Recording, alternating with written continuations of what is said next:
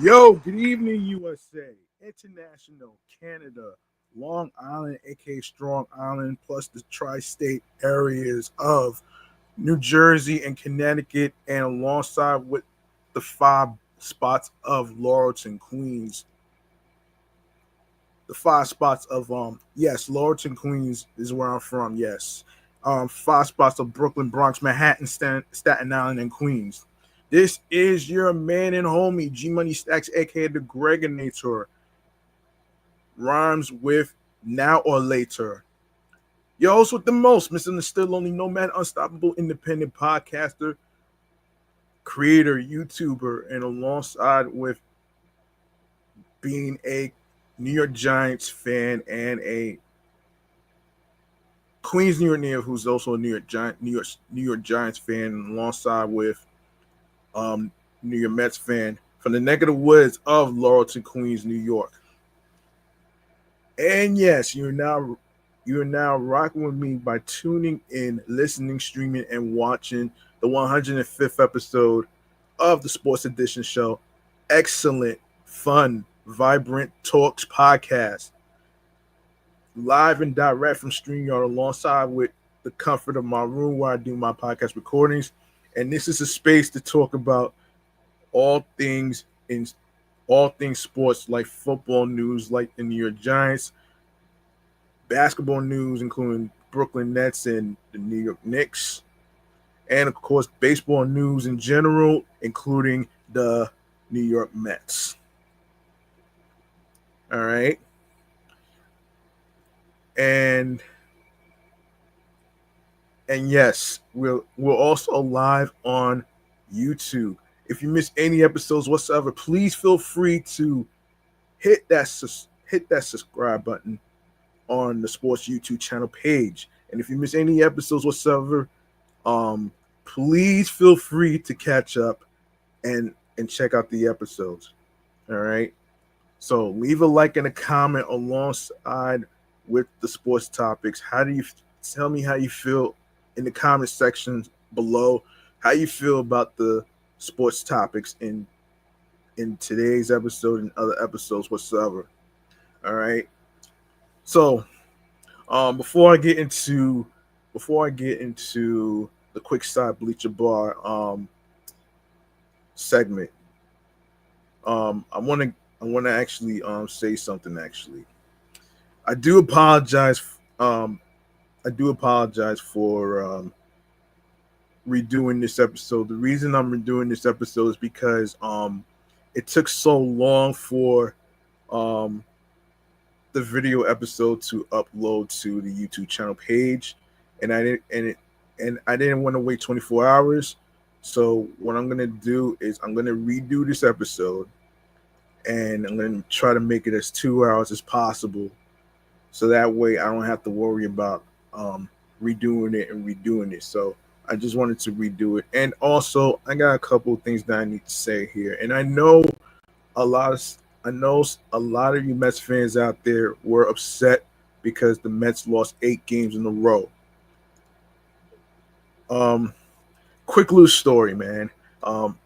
I was in someone's live stream while they was watching the game, and the thing is, shouts to Top Bunk from 7 Express podcast. Of course, be sure to subscribe to that channel right there. Also, shout out to Randy from Randy Talks Mets. Make sure you just check him out as well. Here's the thing. Yes, there's a couple of things that went wrong. There's a couple mental errors. There's a bunch of mental mistakes. There's also a couple of there's a lot of overthinking that's been taking place from the games that I've been watching, actually. And there's a lot of overmanaging by Carlos Mendoza. And not everything is on Carlos Mendoza. There's also sometimes there's been mistakes by the umpires. And I'm actually bringing this up because a lot of times with some of these umpires, they always try to make it sound like that they're really doing a good job, but they're really not doing a good job sometimes, costing the Mets game some wins. And I also want to say, and I actually said this, I actually said this to Top Bunk, man, because the way a lot of the Mets fans were reacting, and the way a couple of Mets content creators, including Jake Brown, Mark James from Messed Up Podcast, and along with other Mets content creators and stuff like that. It's look, there is no. I always say this at the end of this podcast episode, each episode, that there is no overnight fix when it comes to the New York Mets. They are not robots. They are human beings with emotions. And are you going to let every single Mets loss ruin your fucking sanity and your mental health? Because the very last thing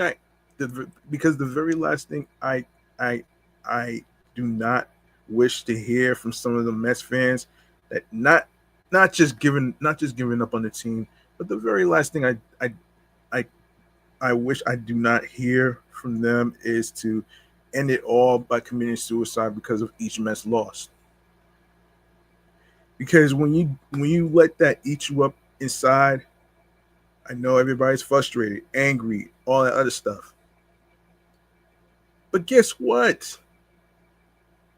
Any sport that you play, whether it's baseball, whether it's basketball, football, or any other sports whatsoever, it's it's a game of failure.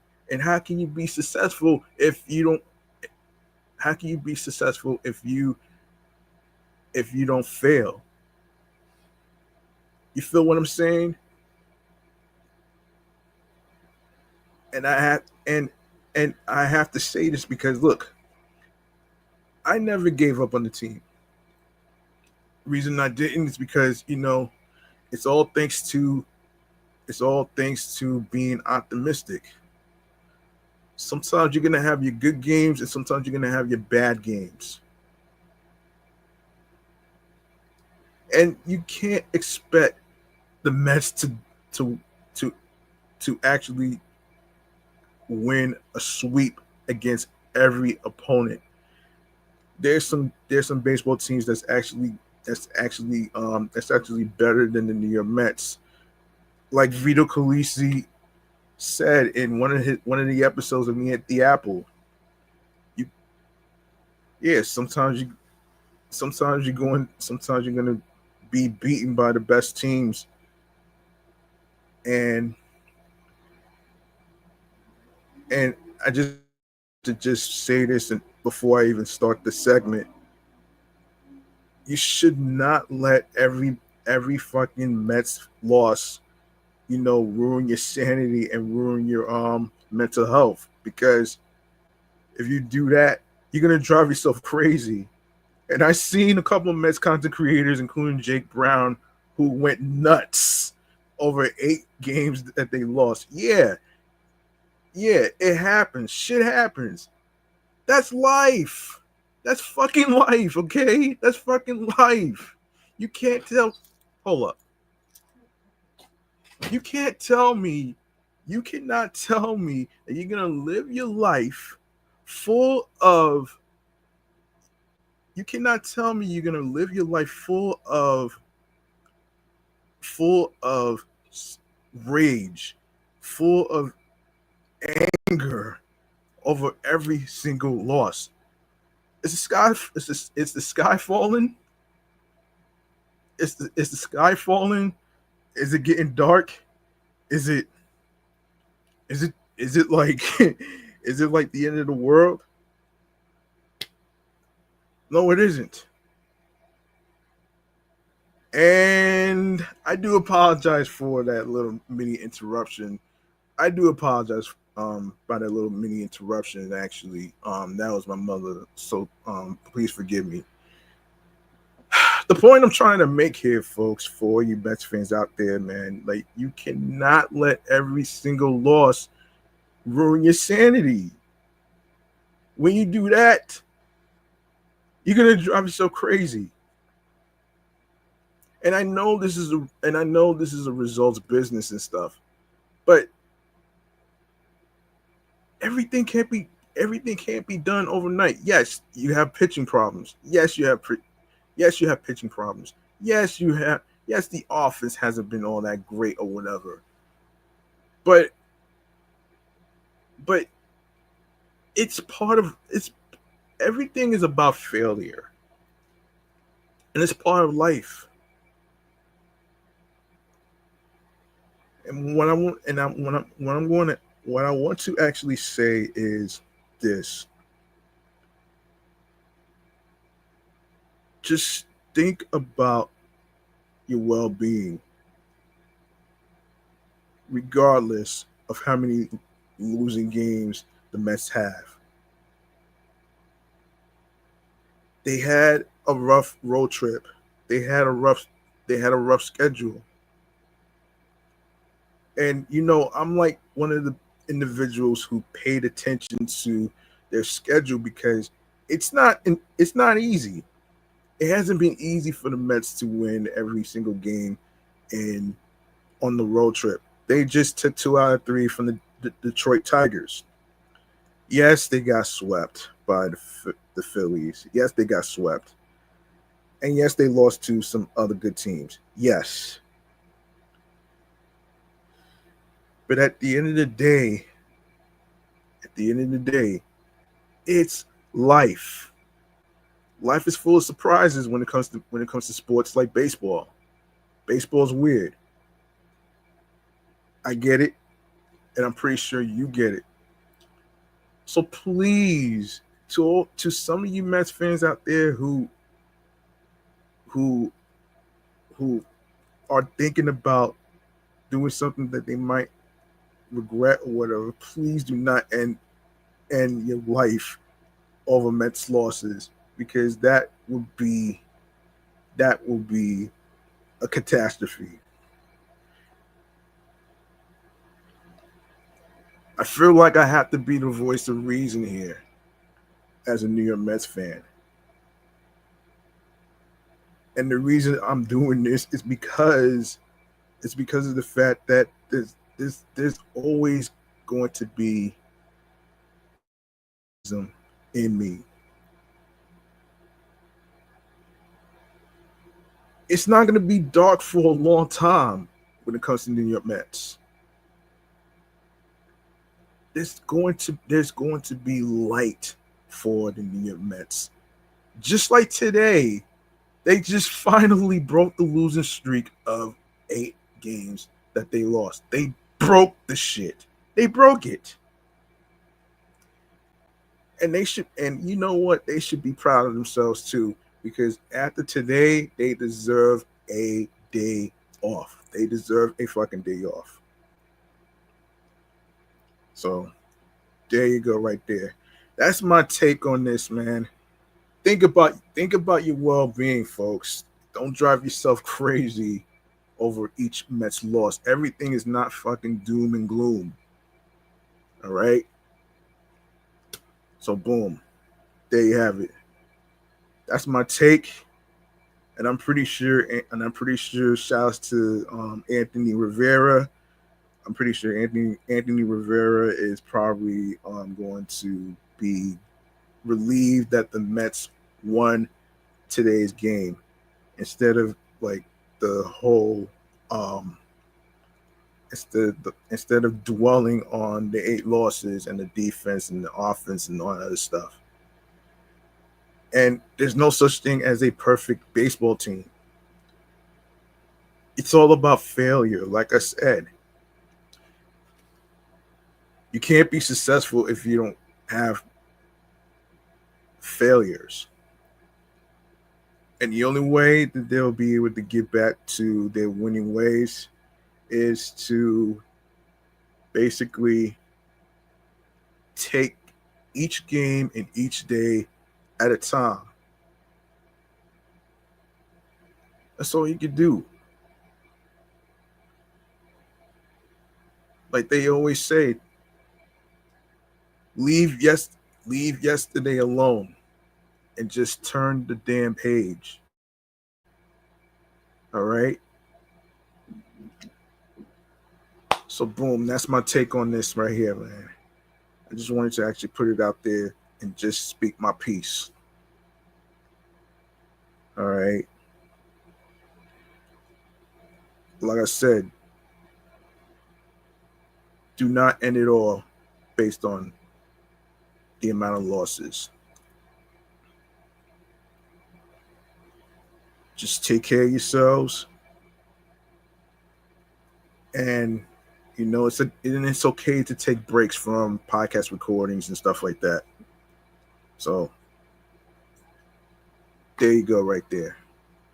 All right. This is me being the voice of reason.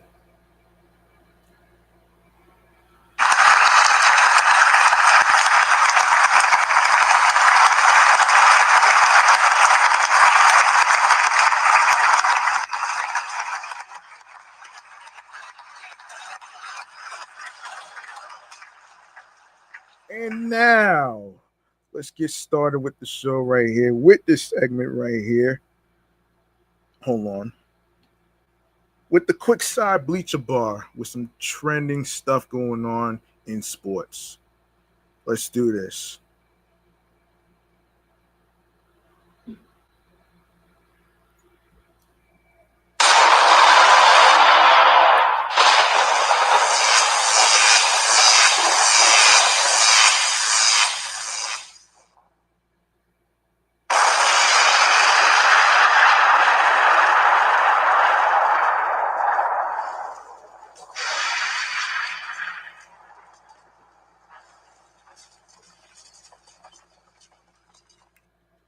All right, let's get started with a little football news right here.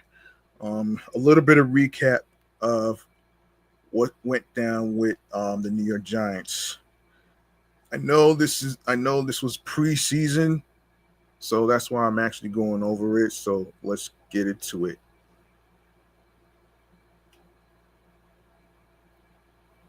Hold on.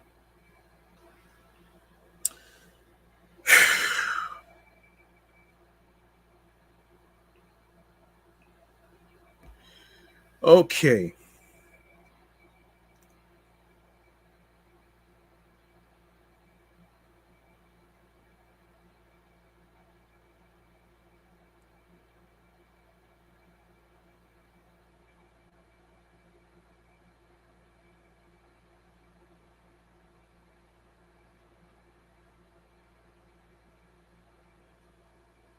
All right.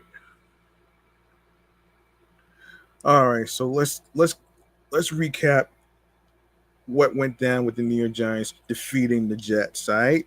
So at a glance, an 80-yard completion by Russell Wilson on his first throw of the game, and 2 total touchdowns by rookie Jackson Dart, who ended his night on a streak of 13 consecutive completions, highlighted the Giants' 31-12 victory over the Jets in their annual preseason meeting at MetLife Stadium, which is in East Rutherford, New Jersey.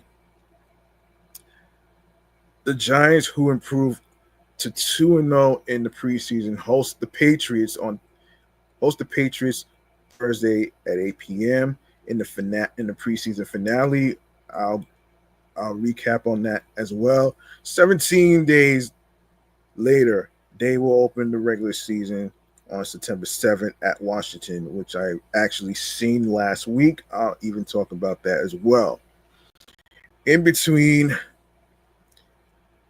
NFL clubs must reduce rosters to a maximum of 53 players on the active list by 4 p.m., which took place on August 26th. And, of course, what we learned about the offense. So starting lineup, 2 tight ends deep in own territory. Okay, so quarterback is Russell Wilson. Um, Russell Wilson. You got James Hudson the third. Um, wait, line tackler.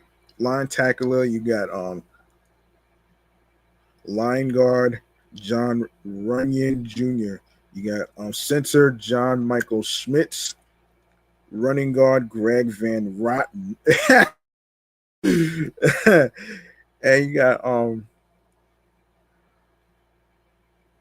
running tackler Jermaine E. Luminor. Um, tight end Theo Johnson. Tight end Greg Dulcich. Wide receiver Darius Slayton. Wide receiver Bo Collins. And running back Tyrone Tracy Jr. Following two Tyrone Tracy Jr. runs for a total of 12 yards, Russell Wilson launched his Peyton Moon ball on the third play of the game. The ball traveled 54 yards in the air, dropping perfectly into the hands of undrafted rookie wide receiver Bo Collins, who took it another 26 yards for an 80-yard gain before being tackled just short of the goal line.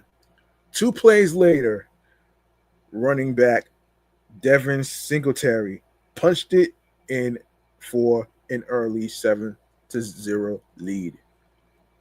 Saturday was the 15-year anniversary to the day of an undrafted receiver named Victor Cruz. Then wearing number 8, catching 6 passes for 145 yards and 3 touchdowns against the Jets in the first preseason game at MetLife Stadium. On the fourth series, rookie Jackson Dart entered with the first team for one play, a shovel pass that tight end Theo Johnson turned into a 30-yard gain. Wilson returned on the ensuing snap and handed the ball off to Tracy. On the play after that, Wilson was trying to find Collins again for a moon ball in the end zone. But cornerback Quantez Stiggers capitalized on an apparent miscommunication and got under it for an interception. Damn. Wilson finished the night with 4 completions on 7 attempts for 108 yards and the interception. Oof. Damn, you hate having interceptions to the opposing teams, right? Well, yeah, that's pretty rough, man. I must say. That's pretty rough though.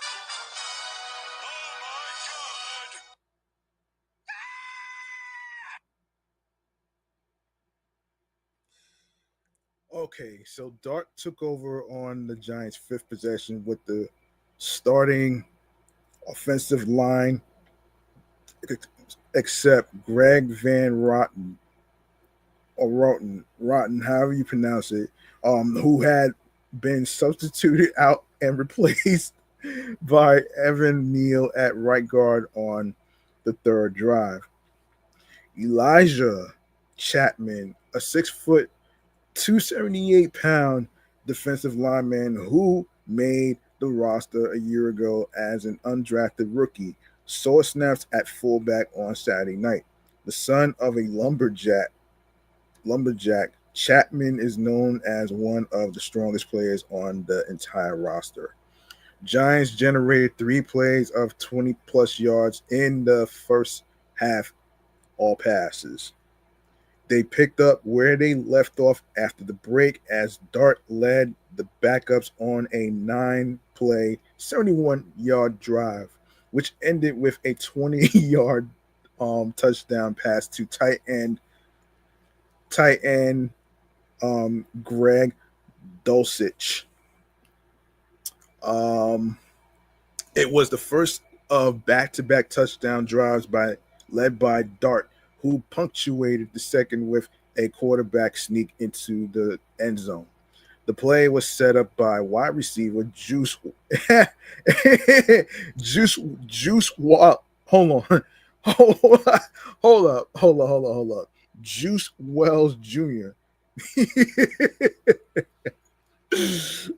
Oh man, what a heck of a name right there. Yeah, Juice Wells Jr., his his former Ole Miss teammate, eluding defenders for an 11-yard gain and a first down at the goal line. Dart finished the night by completing 14 of 16 passes for 137 yards and 2 total touchdowns. He completed 13 consecutive passes. Tracy racked up 39 yards on 7 carries, good for an average of 5.6 yards per attempt. Jameis Winston, who entered the game late in the third quarter, continued the offensive surge with a 34-yard completion to wide receiver Dalen Cambray down the right sideline. Winston completed 6 of his 11 attempts for 111 yards and ran in the third goal line touchdown of the game. Then it was Tommy DeVito's turn, the fourth quarterback, to enter the game late in the fourth quarter. DeVito quickly found wide receiver Jordan Bly for a 41-yard completion. DeVito, however, was intercepted 2 plays later in the end zone. 7 different Giants had receptions of 20 yards or longer as the team scored more than 30 points for the second consecutive game. Running back Dante Miller, the offensive player of the game from Buffalo, had a team high 4 receptions for 43 yards in addition to 5 carries for 17 yards. All right, so that's pretty much what's going on with the Giants actually. So far, let me see. So far, there hasn't been any injuries reported by the New York Giants. So that's pretty good. Unfortunately for the New York Jets, wide receiver Xavier Gibson has a shoulder injury. So yeah, there you go, right there. Wait. Hold on a second. So yeah, so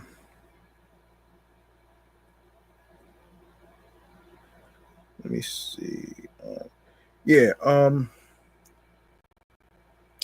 Cornerback Cordell Flott, who is competing with Deontay Banks for a starting role, broke up a pass on third and short to force a field goal in the first quarter. Dane Belton starting at safety and Roy Robertson Harris starting on the defensive line racked up a quick 4 tackles, 2 solo apiece in the first quarter alone. Beltran went on to finish with a team-high 7 tackles, 3 solo. In limited reps, outside linebacker Abdul Carter, the third overall pick, had a pressure on third down off the edge. He also teamed up with Brian Burns for a run stuff on Brees Hall.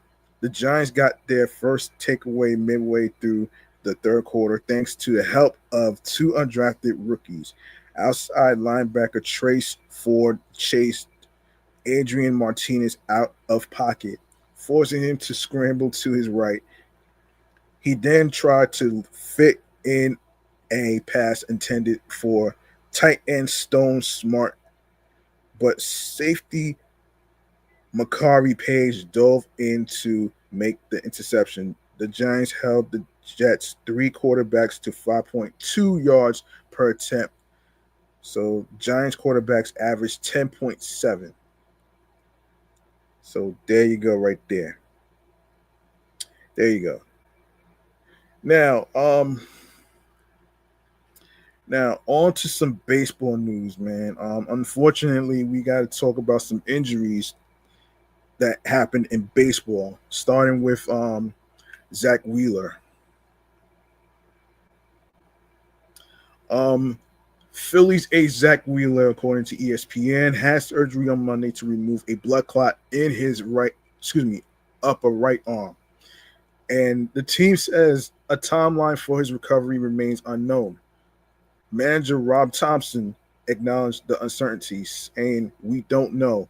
When asked whether Wheeler would pitch again this season or if the situation was career-threatening, the Phillies said Wheeler underwent a thrombolysis procedure by Dr. Paul D. Muzio at Thomas Jefferson University Hospital. Wheeler, age 35, a 3-time All-Star who leads the majors with 195 strikeouts, was placed on the injured list Saturday after experiencing worsening shoulder heaviness following his start in Washington the previous night. His condition fell under the realm of thoracic outlet syndrome, a known risk for overhead throwing athletes, where compressed blood vessels or nerves near the neck can lead to clot formation. Shit. You know, blood clots are pretty common these days. I didn't know it was common these days, actually, in sports, actually. Treatment options vary depending on the root cause. In addition to clot dissolving procedures, athletes often undergo extended blood thinner therapy, spanning months, or even rib resection surgery to prevent recurrence. With high return to play rates in cases where such interventions are successful. Meanwhile, the Phillies are left without an anchor of their rotations with 6 weeks to go in the regular season. The National League East leaders are leaning on a group of pitchers, including Christopher Sanchez, Ranger Suarez, Taijuan Walker, and Jesus Luzardo, to fill the void. Aaron Nola, who missed 3 months because of ankle and rib injuries, returned to the rotation on Sunday. You could always rely on Wheeler every 5th day, but at the same time, I have confidence in our entire rotation, Thompson said. As tough as it is to lose Zach, I feel really good about our staff. I really do. In 24 starts this season, Wheeler is 10-5 with a 2.71 ERA. He has thrown at least 192 innings in 3 of the previous 4 seasons. Beyond the immediate baseball implications, teammates have rallied around Wheeler. He's the heart of this team, the heart of the staff. You never want to see it, reliever Matt Strom said, emphasizing that Wheeler's health is everyone's priority. All right. And we got to talk about Luis Torrens and along with Tyrone Taylor. Hang on a second. Yeah, we gotta talk about that. Unfortunately, that's just yeah. Unfortunately, that's very unfortunate. Let me see. Yeah, we gotta talk about that. Yes, Luis Torrens.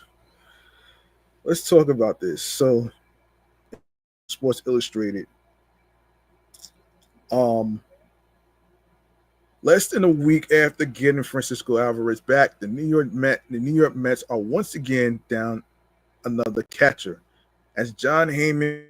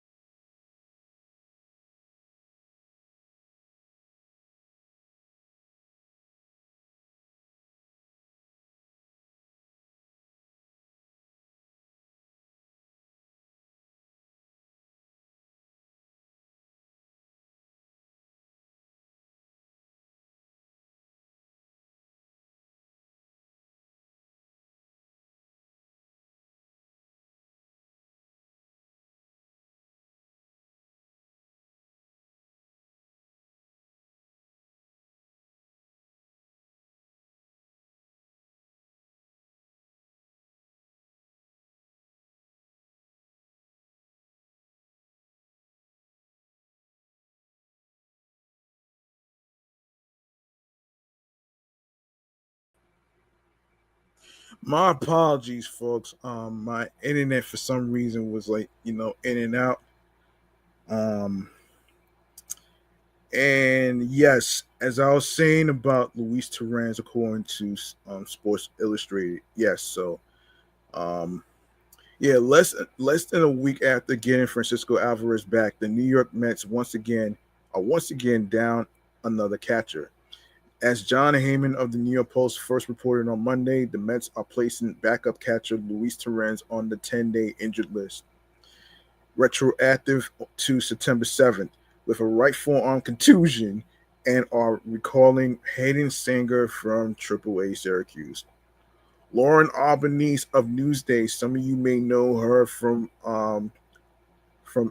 from Baseball Night in New York with Salicata, and some of you may know her as a reporter for the New York Mets, and of course, she has a show called First Time Caller, Long Time Listener podcast.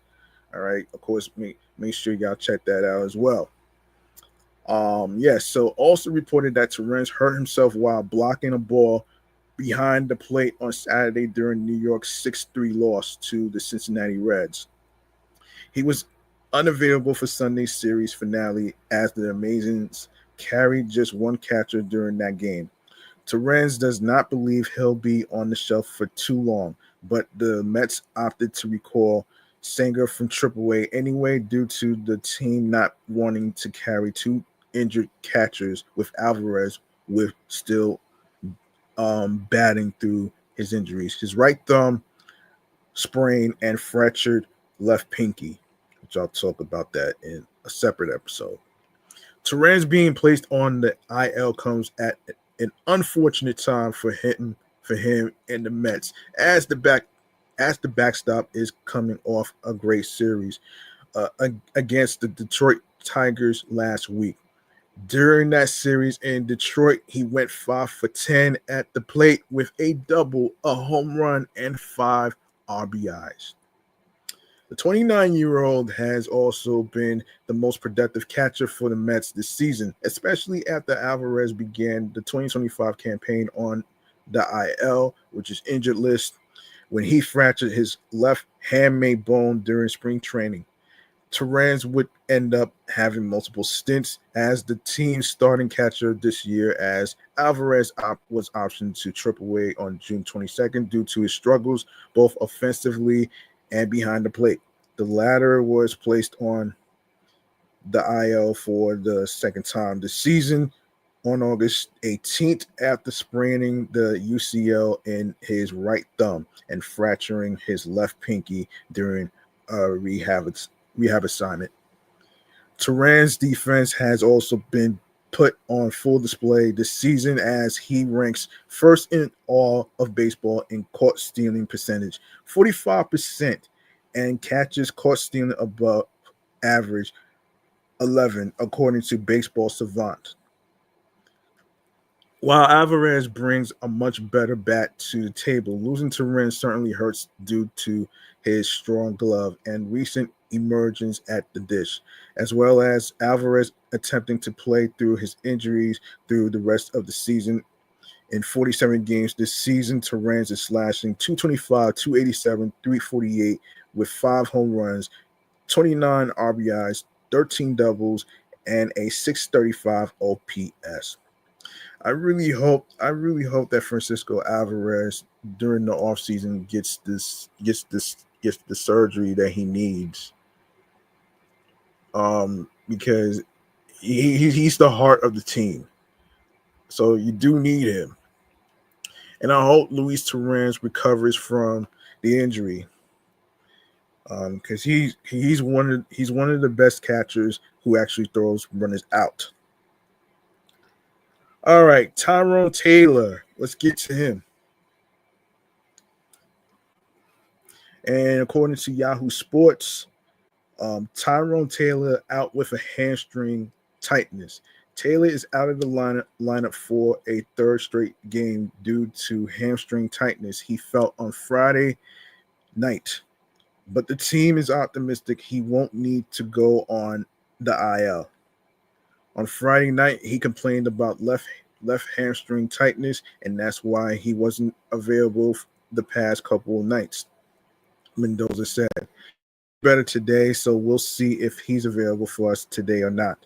We didn't think right away that he was going to be an IL. He was going to be an IL situation, and that's why we gave him 48 hours. Yeah, he's been playing well, but even when he's healthy, we're going to continue to play the matchups and put the guys we feel best there." With Taylor out, trade deadline acquisition, Cedric Mullins will start his third straight game in center field on Monday. Mendoza was asked if an IL stint is still possible for Taylor and said they'll need to see how he feels after running and working out. In quote, "Well, I mean, we got to see. We got to push him," Mendoza said. "He's got to start running, which he was going to do today. And we'll see what we got there. They are tricky, especially for a guy that speed is part of his game and defense and all that. Just got to wait and see." New York also recalled infielder Luis Angel Acuna from AAA Syracuse on Monday as Mendoza noted, how the speedster saw some action at center field while in the minors and could be used in that spot defensively, especially with Taylor out. Two more triple games for Francisco Alvarez. Yeah. So there you go. Yeah. I don't need to get into the details about Francisco Alvarez because I'm going to do a separate episode about this actually. So we gotta see what's going on. We gotta see what happens. We don't know when Tyrone Taylor is going to return. So that's a big loss too, especially. Yeah, that's a big loss right there. All right. Let's get to the trade deadline highlights of the players that the Mets didn't get.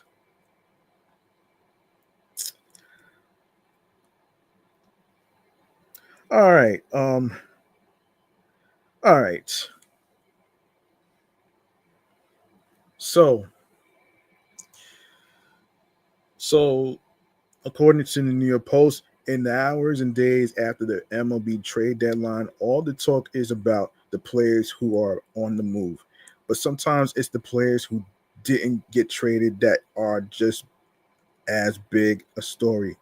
Despite a flurry of moves across the league the past few days, several stars who looked like they may be in a new uniform come August stood pat. Stephen Kwan. Hang on. Stephen Kwan.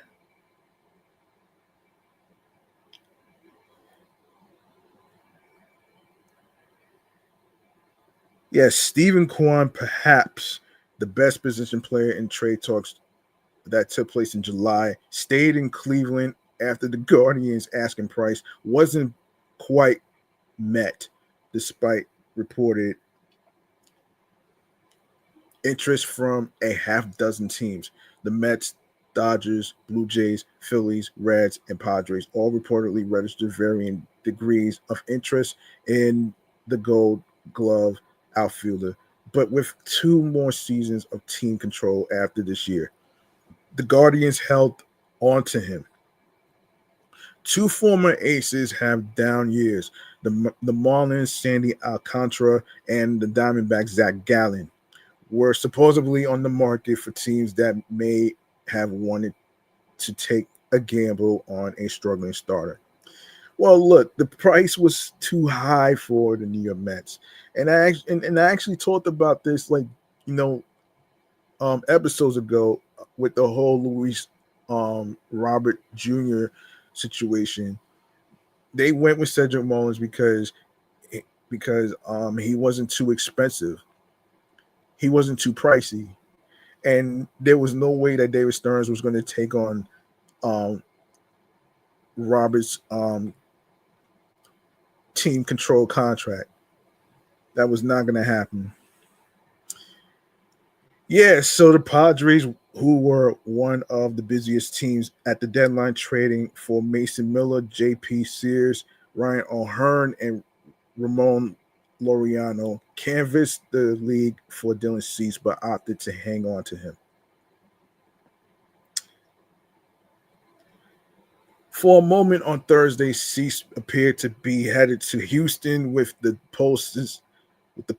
John Heyman reporting that the Astros were working to try to land him. The Twins didn't get nearly as close to dealing Joe Ryan, although the right-hander garnered plenty of interest across the league. The same could be said about the Nationals' ace Mackenzie Gore. With an outfield logjam in Boston, the Red Sox's Jarren Duran also found himself in trade rumors with the Padres, expressing interest 2 months ago, but he's also staying in Beantown. Beantown. Oh, Beantown. Oh boy, that's funny, man. That's funny right there. Beantown. Yeah. Hang on. In other baseball news, let me see this.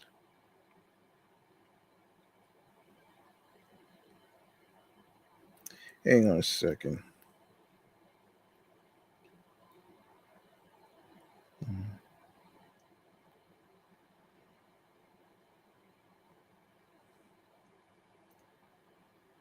Yeah, wait. All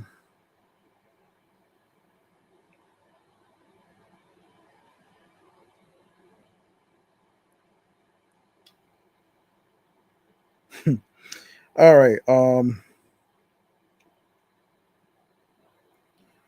All right, let's get to some more baseball news. This one right here is about Devin Williams. This is from Sporting News. After a solid start to the season, the Yankees' cold streak continues. They are on the verge of dropping out of postseason positioning and can't scrap together wins when they need them. Mistakes seem to be made over and over again, with no answers to as to why they are happening. The trade deadline acquisitions haven't exactly made a positive impact so far, but even some of their promising offseason additions haven't stepped up. One of those off-season pickups was Devin Williams, who has been far from as productive as he was the past few seasons. Devin Williams' stat shows how much he's declined in 2025. The Yankees have struggled to find a consistent closer. They went out this offseason and got Williams, hoping he could solve their problems. It seems like he's hurt the team more than helped recently, being the center of late game collapses in close games.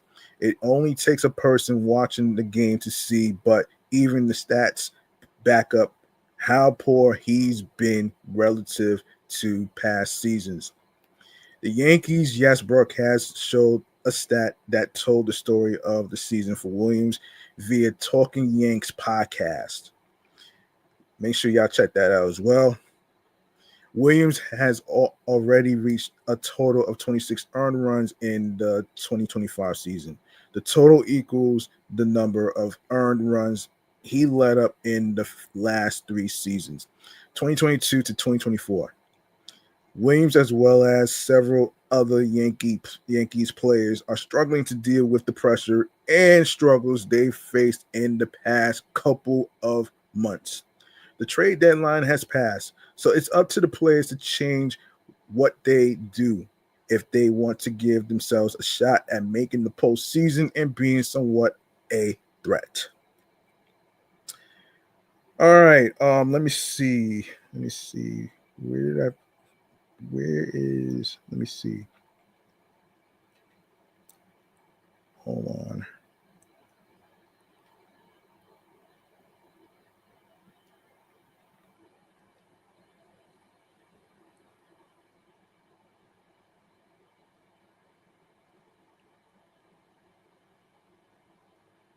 Hold on 1 second. I need to find. Wait. Give me 1 second, folks. Trying to look for a topic here.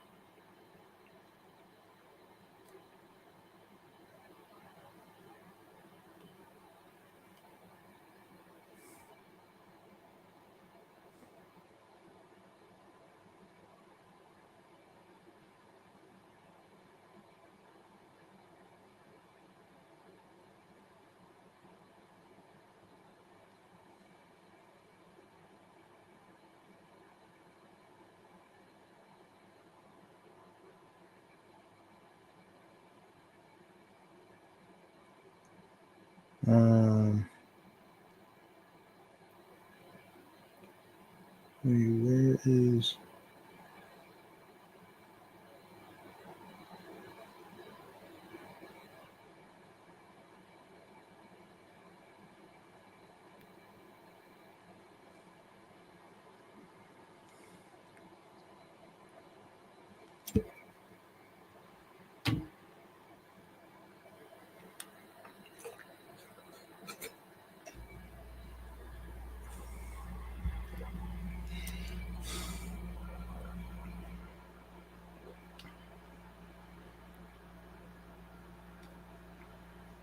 Hold on. Max Fried news.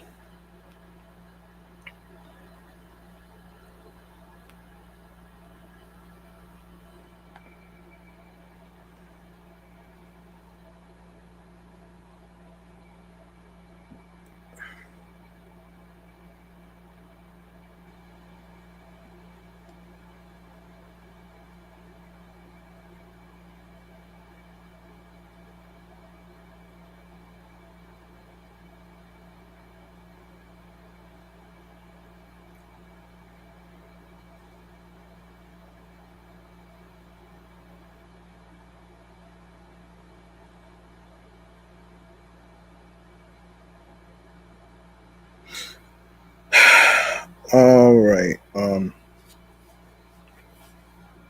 Okay. Okay. Let me see. Let me see.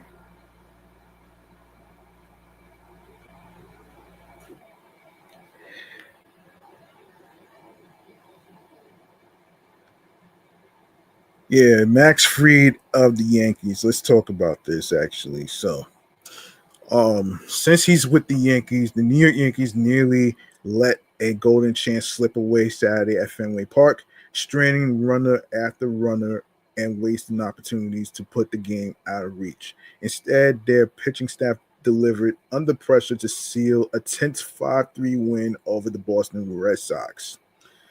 What could have been a routine afternoon turned into a tight finish. The Yankees left 11 men on base and repeatedly failed with runners in scoring position. Starter Max Fried and four relievers prevented a collapse that might have damaged their playoff standing. Yankees create their own drama with wasted opportunities.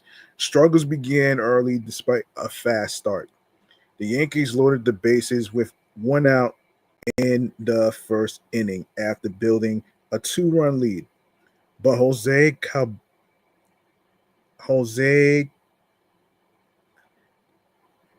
Jose Caballero, Jose Caballero, and Austin Wells both struck out looking to advance. That pattern continued throughout the game. Wells endured the worst of it. He struck out four times, often with men on base. His biggest misses came in the third when the Yankees catcher fanned with two runners in scoring position, and again in the eighth with the same setup. The Yankees' inability to add on left fans uneasy. Ryan McMahon also failed to produce in the eighth when he came up with runners on base. Jazz Chisholm Jr. proved the exception. He finished with 3 hits and 3 RBIs. The Yankees infielder drove in the first run with an infield single in the opening inning, added another RBI with a sharp grounder in the third, and blasted his 29th homer of the season in the fifth. And in quote, we said it all year long that we've been playing to everybody else's level instead of our own level, Chisholm said. We've been letting games go. We've been losing games ourselves, making errors, having poor at bats and stuff like that. I feel like any team that thinks they are better than us, they should know when we step on the field that we're coming with relentlessness. Fried battles through constant adversity for milestone victory. Fried earned his league best 17th win with a performance built on toughness. The Yankees ace allowed 9 hits and 2 walks across 5 and 1/3 innings and threw 105 pitches. Only once in the third inning did he retire Boston in order. The Yankees left-hander held the Red Sox scoreless through 4 innings before Alex Bregman ended the shutout with a solo homer in the fifth. Fried's outing ended in the sixth after 3 straight singles and an RBI hit from Connor Wong cut the lead to 4-2. Baseball at this time of year is all intense, Fried said. Every game we go out there, We feel like we need to go out there and win it, knowing we're both tight in the standings. Don't have many opportunities to go out there and start. Just wanted to make sure I left it all out there. With the win, the Yankees ace became the first pitcher in Major League Baseball to reach 17 victories this season, showing consistency even when his outings have been far from easy. Relief Corps rises to the occasion when season hangs in the balance. Um,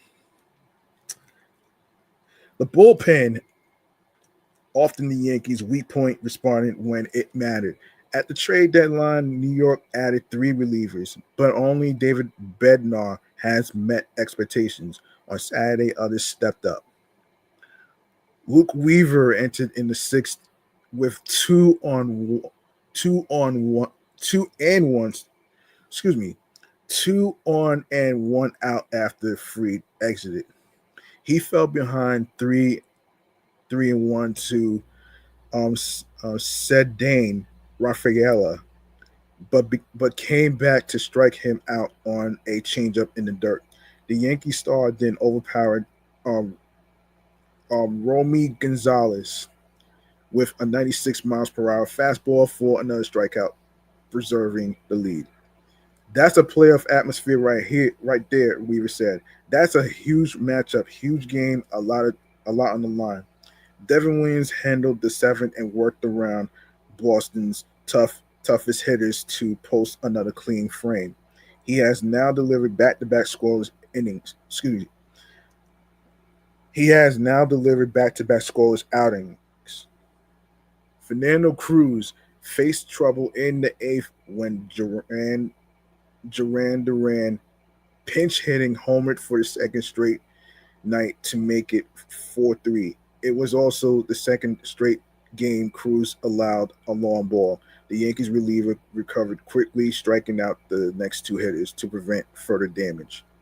Insurance run provides breathing room for dramatic finish. The Yankees added a key run in the ninth against former teammate Aroldis Chapman. Aaron Judge singled with 2 outs, advanced on a wild pitch, and set up Cody Bellinger.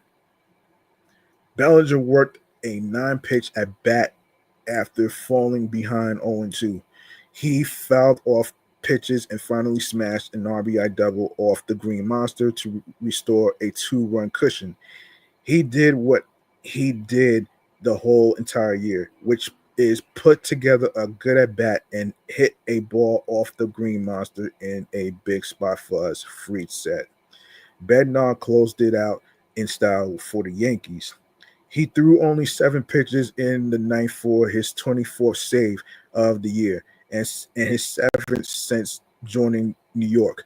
Playoff implications grow more significantly with each victory. The Yankees improved to 83 and 65 and moved 2.5 games ahead of Boston, 81 and 68 for the American League's top wild card.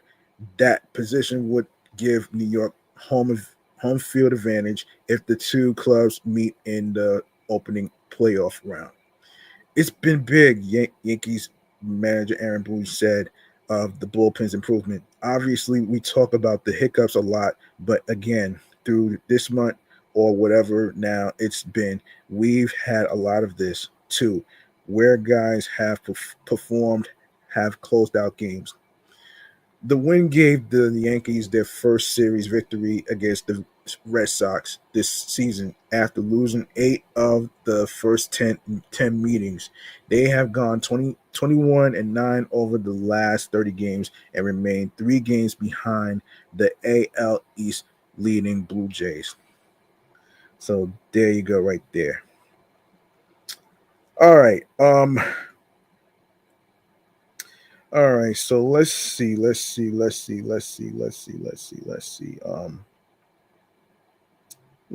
So let's get into. All right. Let's get into.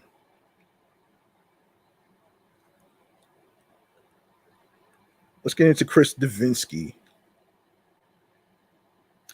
I forgot to talk about him actually. He was a good one right there. All right, Chris Devensky. Where is he? Where is he?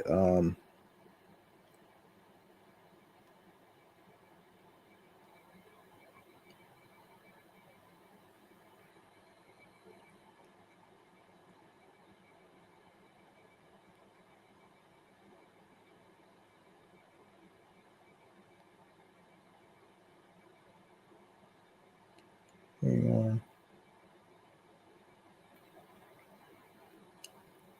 Where is it?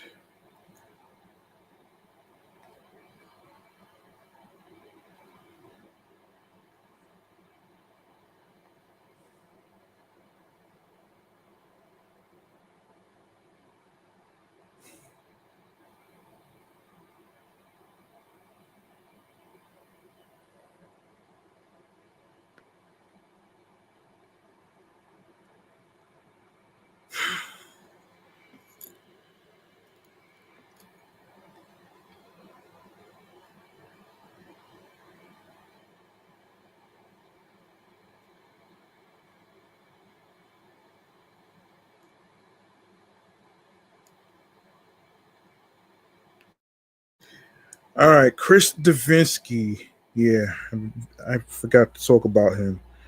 Let's see. Let's see.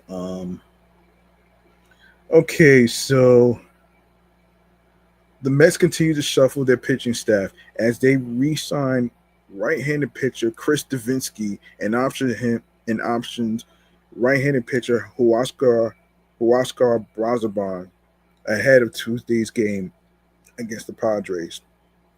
Devensky rejoins the Mets at the roster for the fifth time this season. The 34-year-old impressed in his last stint with the team, allowing one earned run in 6.1 innings of work. But he was nevertheless DFA'd on July 22nd. Devensky was previously an elite reliever with the Astros, earning an all-star selection back in 2017.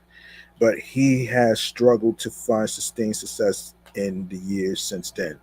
Brazaban was one of the Mets' best relievers in the early portion the the season and had a 1.62 ERA and 0.92 WHIP through June 17th.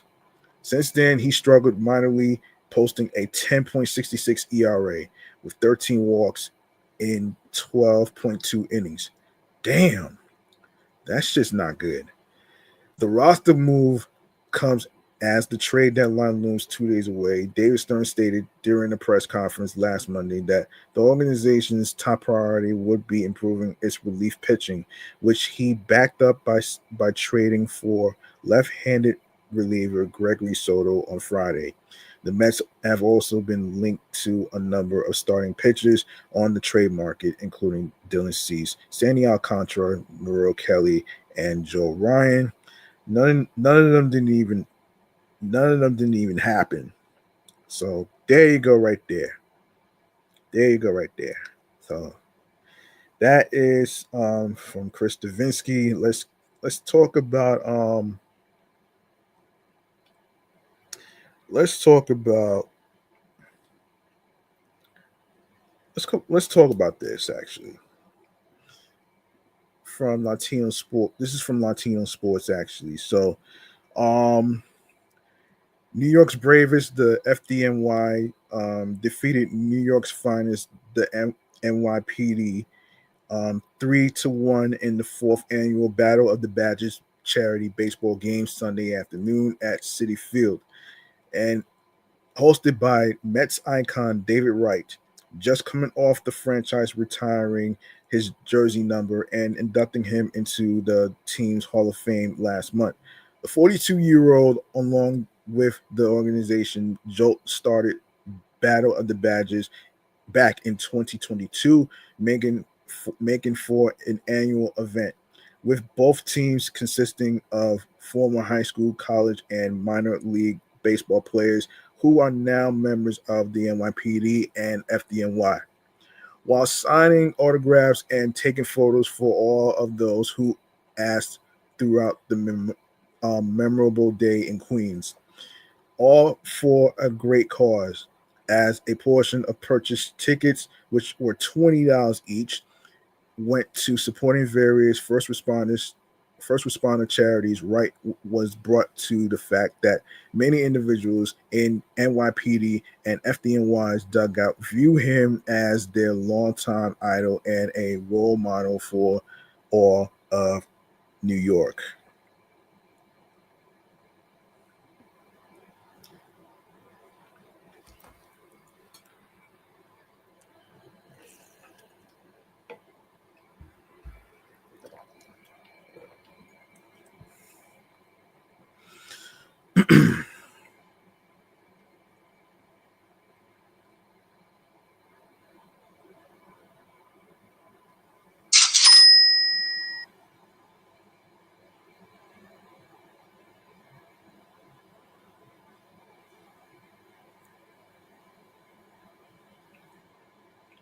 A lot of these guys were like, "Oh, you were my guy growing up," Rice said, referring to the comments and love he received from both sides prior to first pitch.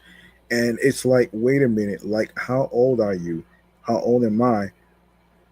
But the biggest compliment or honor that I can receive is when the true heroes of the community come up to me and want to shake my hand.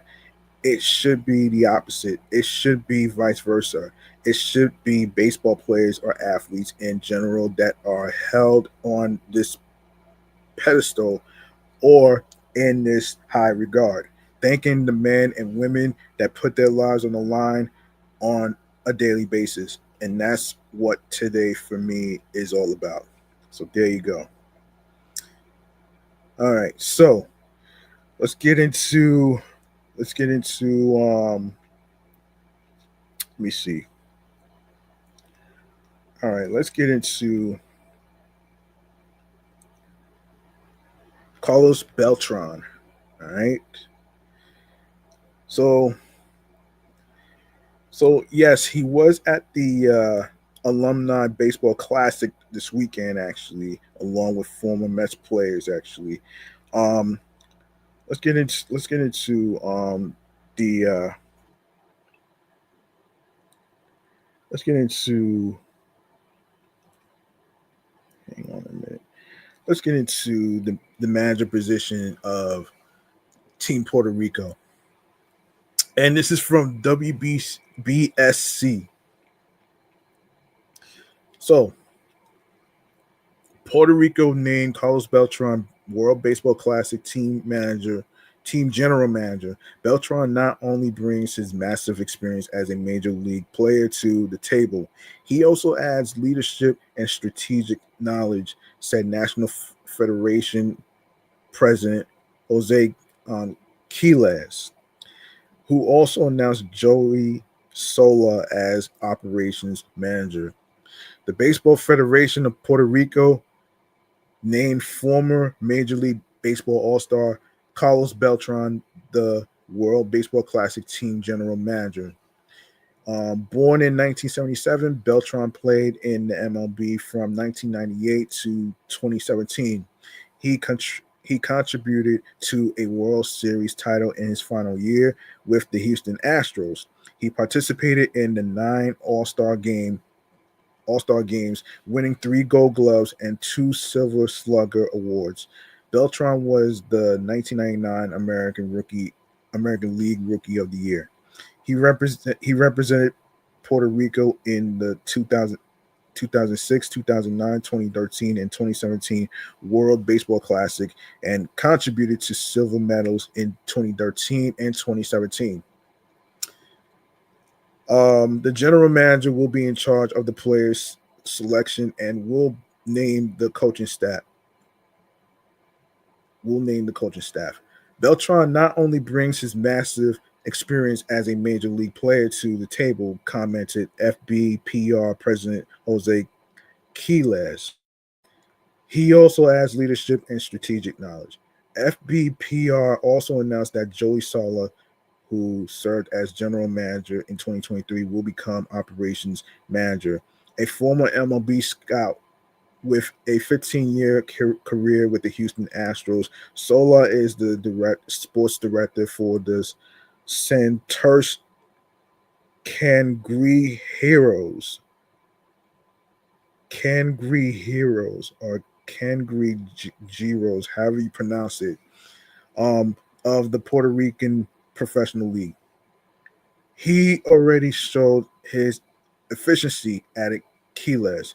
He will be in charge of the logistics and serve as our liaison with MLB.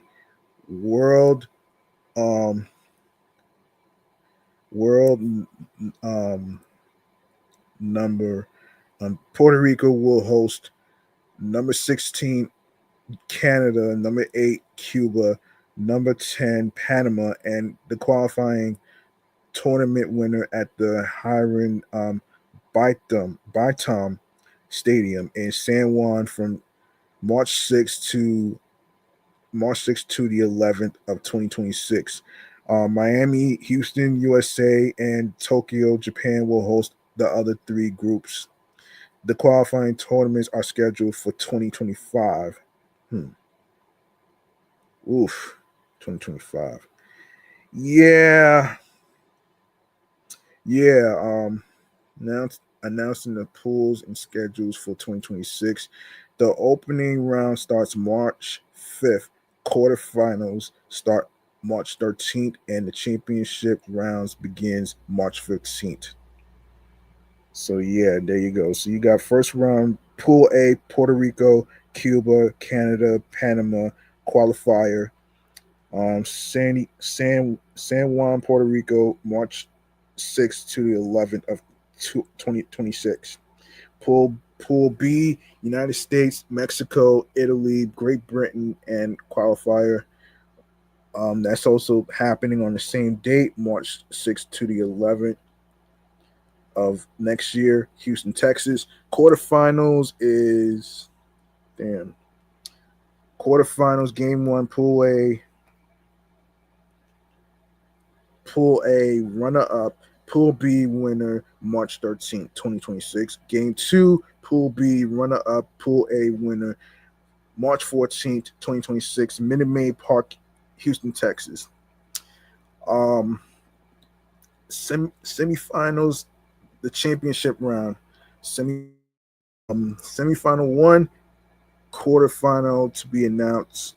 No, to be determined. Quarterfinal to be determined March 15th, 2026. Semifinal 2. All these are to be determined on March 16th of 2026. Lone Depot Park in Miami, Florida. And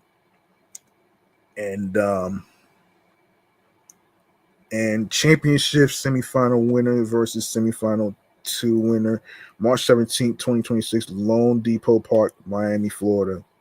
And first round, Pool C, Japan, Australia, Korea, Czech Z. Hold on. C. All right. CZECHIA.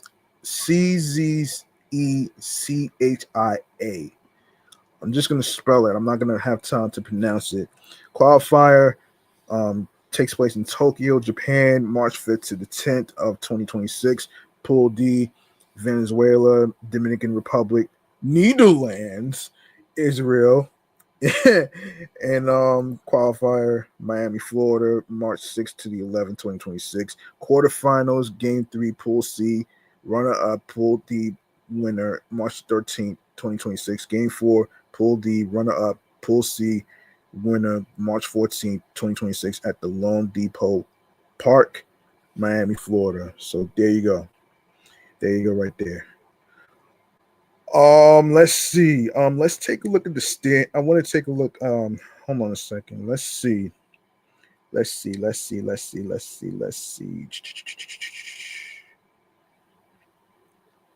Um,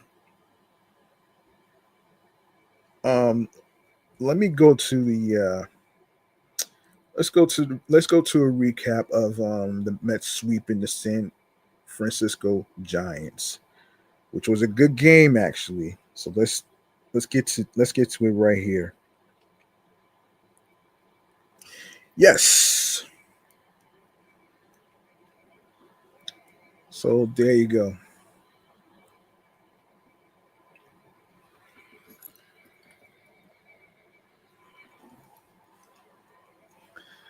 And according to Amazing Avenue, the Mets mostly, not completely, took advantage of a bullpen game by the Angels, and Sean Manaea took another step in the right direction in his post-injury buildup, as the Mets completed the sweep and capped off their fourth win in a row. Manaea opened the game as well as he did in his last outing, striking out the side.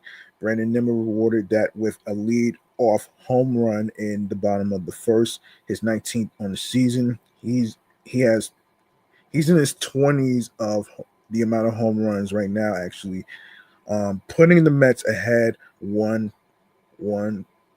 to nothing. And let's get to the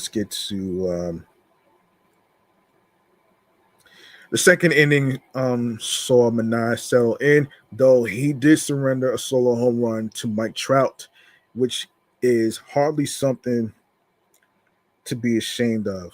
Manaea threw scoreless innings in the fourth and fifth on the back of it, ending his day with a strong line of 5 innings pitched, 2 hits, 1 earned run, 2 walks, and 5 strikeouts. Outside of the second inning jam and the solo shot to a future Hall of Famer, Manaea looked closer to form than he did in his previous start. The Mets rewarded with Manaea with quality run support.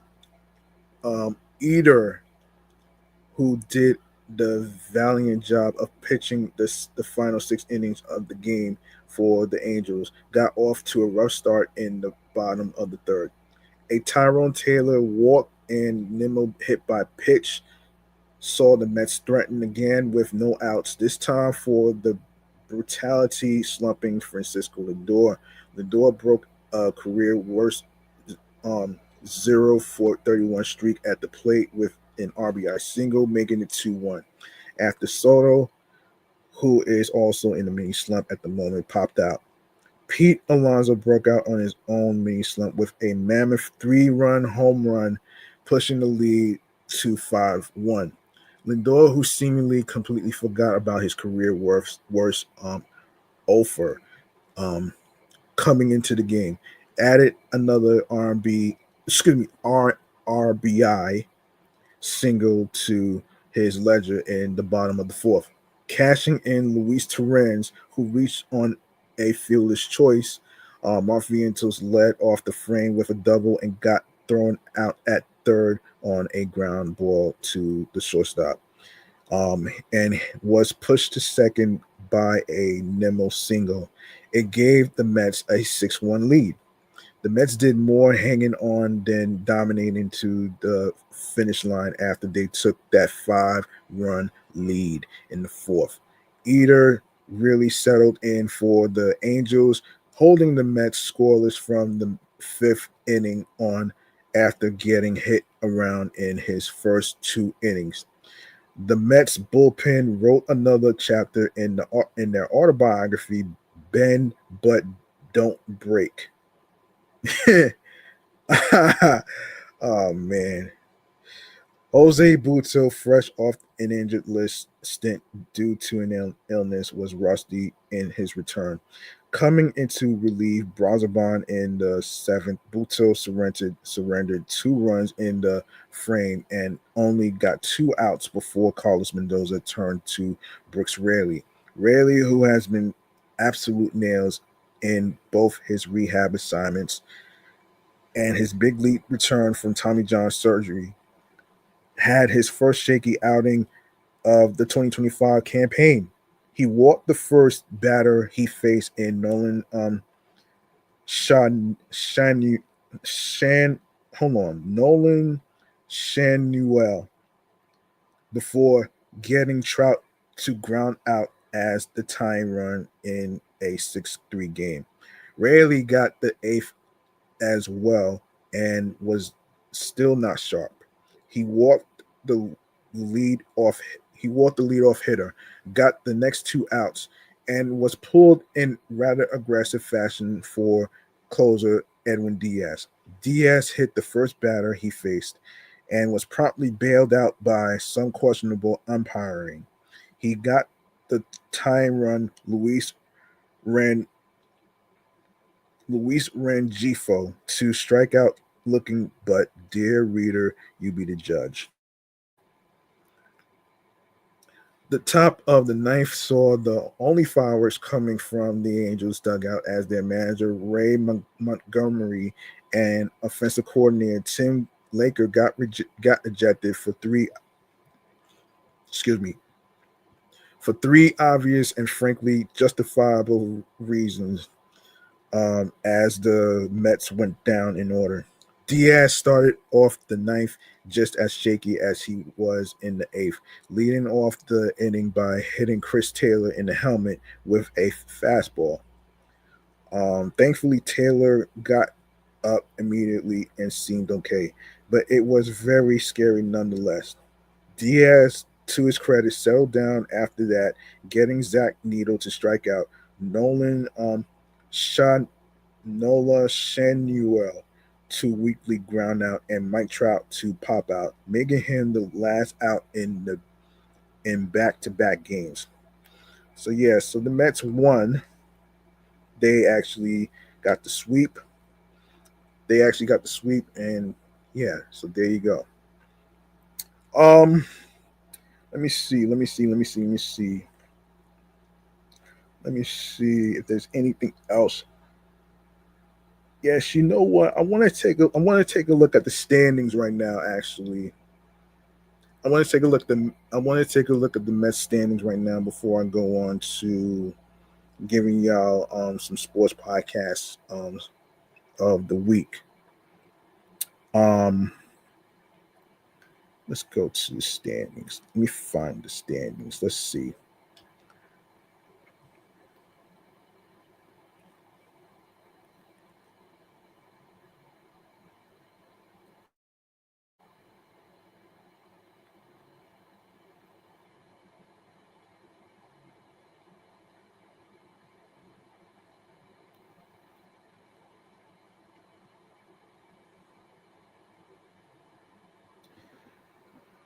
Let me see. Um, Standings. Let's go to the standings.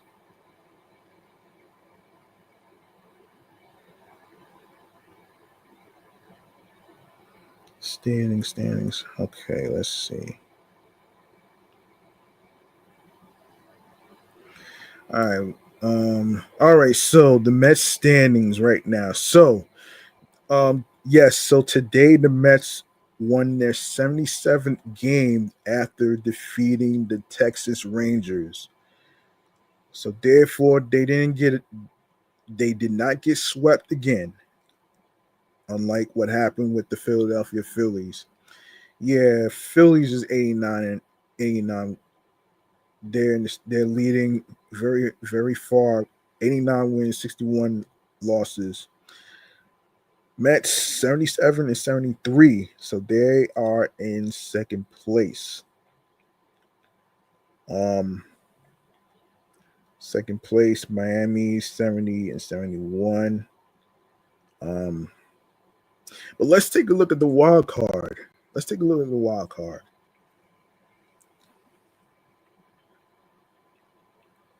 All right, so let's see, wild card. All right, so NL wild card. So the New York Mets, as I said, they won their 77th win, defeating the Texas Rangers. So now they are about. Hold on a minute. So they are about I don't know. Shit. Yeah, I'm not sure how many games up they are from the Giants and Arizona Diamondbacks. I'm not too sure. Not too sure about that. Let's see. So far, all right. So they are 46-29 at home and 31-44 on the road, which is crazy, by the way. So look, they they got the best record at home, but not on the road. So that's like that's kind of like hanging in the balance. So there is a little hope, though, man. You know what I'm saying? There is a little hope out there for the New York Mets to actually make the playoffs and stuff. They just got to get their defense and their offense and everything else together. They just got to get their shit together. So there you go. That's the wild card standings right there. And let me see who's going to be. Let me see who's pitching to. I don't know who's pitching tomorrow. Hold on a second. Let me see who's pitching tomorrow. I know. Hang on a second. Let me see who's pitching tomorrow. I'm gonna take a look.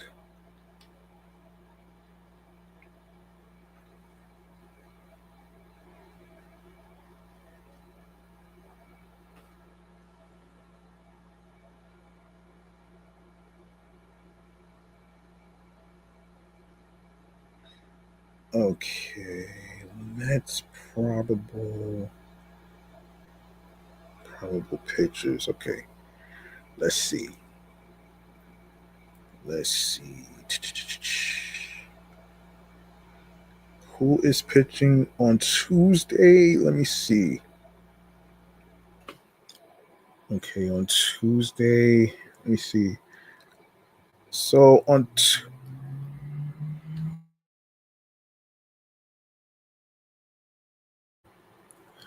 all right, on Tuesday, Clay Holmes is going to be pitching alongside with Michael King of the Padres.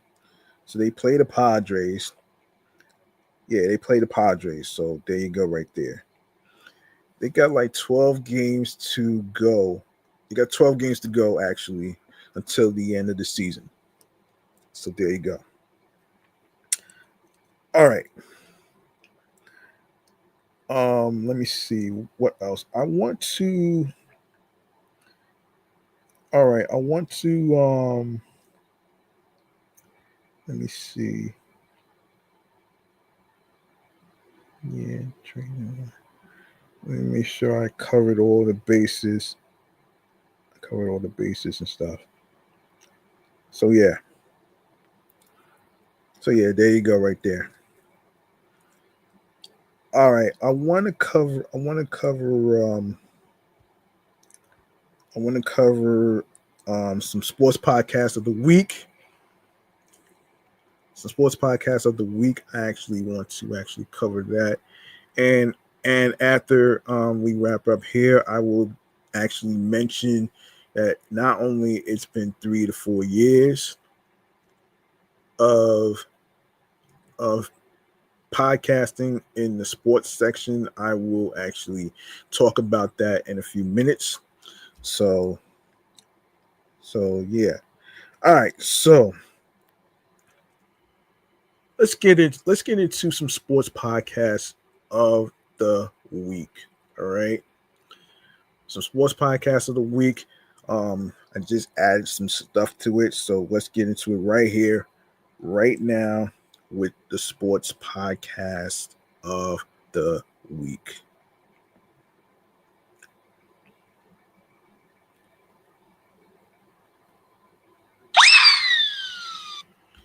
All right. All right. If you're new here and you don't know what this segment is all about, this is basically me recommending some sports podcast shows for you to listen to. Um, so yeah, some sports podcasts. actually, especially not only on the audio side, but also on YouTube as well. So let's start off with the Empire State Sports Report podcast by Adriana. Till Mets do his part podcast, Subway to Shea podcast. Stay tuned for Anthony Rivera's Subway to Shea podcast. He's going to start his at 10 o'clock. All right. He's going to start his at 10 o'clock. So make sure you subscribe to his channel. We got the Empire State of Baseball podcast, Shea Station podcast, Locked On Mets podcast, Mets Up podcast, Believe in Mets podcast, CP's True Mets Talk podcast, Meet at the Apple podcast with Vito Calisi and Jonathan Barron. They also cover the New York Mets as well. Shea Less podcast. You got Mets Weekly, the Mets Pod. You have Mets podcast. We gotta believe the Call Up, and MLB Prospect, Top Bunk Sports, and 7 Express podcast. Couple Mets, Subway Sports Talk podcast, and of course, Wardy NYM, a show about the New York Mets, mostly Mets Fix. He did this to me podcast, Locked Up Sports, New York Sports Talk podcast, Mets Therapy, Digging Weekly, and Digging Deep podcast. All right, I got some more sports podcast recommendations, so I'm going to actually go over it right here, right now. So let's go. Yes, so Digging Weekly and Digging Deep podcast, mostly Mets, couple Mets Therapy, Unapologetically Angel, Mets Fix, Wardy NYM, a show about the New York Mets. First time listener, long time caller by Laura Albanese. You got the Locked On New York Sports, along with Locked On. Hold on a second. Yeah, Locked On New York Sports YouTube channel. Make sure you subscribe over there. Just Baseball show for baseball fans. Mets Central, Shea Station, Messed Up podcast, Subway Sports Talk podcast. You got NFL Live. You got Foul Territory, Unpopular Opinion Sports Talk Nation, Dead End Sports, Locked On Sports Today podcast, 24/7 stories in the NFL, NBA, MLB, NHL, and NCAA. You got Ringer NBA, Mayday with Trevor May podcast, Why Am I a Mets Fan podcast. You got Locked On New York Giants postcast. NFL Good Morning Football. You can also catch Good Morning Football overtime on Mine 9 at 12 p.m. weekdays on Mine 9. Check your local listings. You got I'm Right podcast, Talking Mets. Hold on, Talking Baseball MLB podcast. Let's see. You got National League Town, a Mets podcast, Hoops for Hotties, Baseball America, the Triborough podcast, and of course, Mets Daily by Jake Brown. Let's see.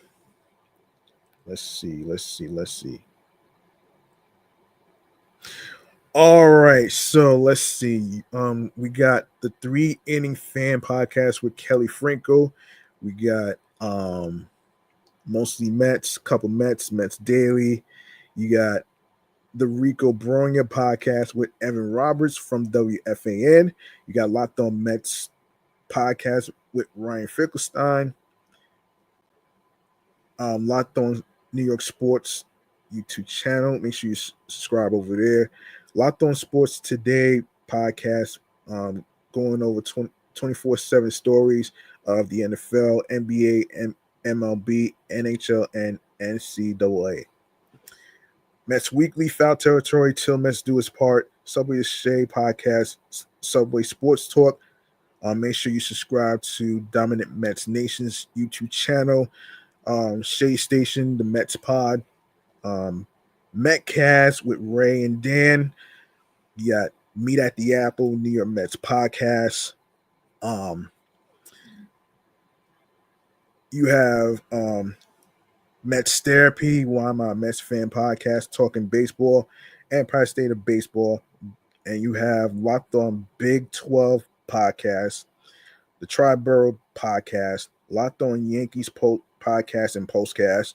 You got Locked On NBA East Squad podcast, the Deferred Collusion podcast, Locked On Fantasy Baseball, Locked On Fantasy Basketball podcast as well, Locked On Nets, Hoops for Hotties podcast, Born to the Game podcast, Locked On NBA, Locked On MLB, Locked On Fantasy Football podcast, Messed Up podcast, Nothing Personal with David Sampson, Early Game, First Pitch, MLB Daily Recap podcast, Flipping Bats and Nerds podcast, Locked Up Sports, New York Sports Talk. You have TMZ Sports, Locked On New York Giants podcast, It Is What It Is podcast, Locked On College Football podcast, Locked On College Basketball podcast. You Locked On NFL Draft podcast, Shay Less podcast, Empire State Sports Report podcast, and Giants' latest podcast with Adriana. So make sure you subscribe to those channels on YouTube, and also follow on every streaming platform. And of course, Good Morning Football podcast by NFL, Good Morning Football podcast, and Overtime on My 9, weekdays at 12 on My 9. Check your local listings. Locked On Mets postcast, Full Circle podcast with Lexi and Mariah, and Locked On NBA Game Night podcast. Of course, make sure you subscribe to Wardy MLB and Wardy NYM on YouTube, Mets Mariah's online podcast. And of course, make sure you subscribe to SNY's YouTube channel page for Mets Off Day Live, the Blunt Talk Sports podcast. You have Beyond the Jersey, and of course, the Sports Card CEO Official Collectibles podcast. Make sure you check that out as well.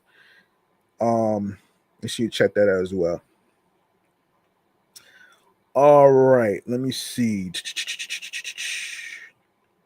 Let's see.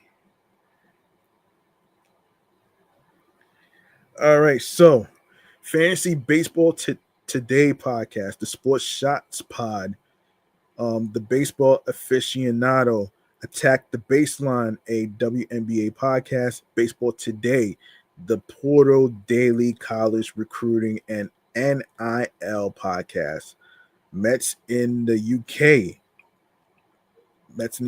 podcast, Locked On NFL Draft Daily podcast on the NFL, New York Got Game, a New York basketball game, and Straight Out of Flushing Mets podcast by Dexter Henry.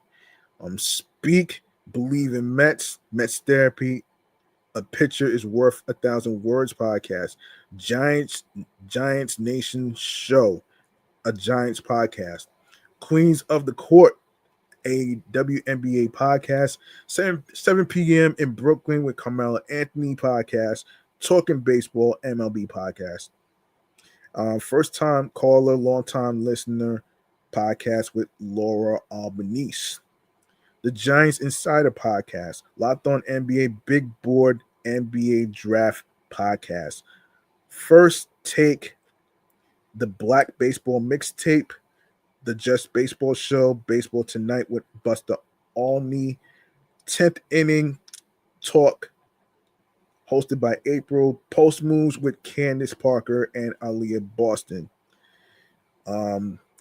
Post Moves is the podcast with Candace Parker and Aaliyah Boston. Mets Daily with Jake Brown, Fud Around and Find Out podcast, in case you missed it, with Christina Williams, Dropping Diamonds with DJ Diamonds. Good Game with Sarah Spain podcast. Welcome to the Party with Tisha Allen podcast. Naked Sports First Pitcher Fantasy Baseball podcast. Just Mets. The Orange Zone podcast and the New York Mets Dove Report by Ernest Dove.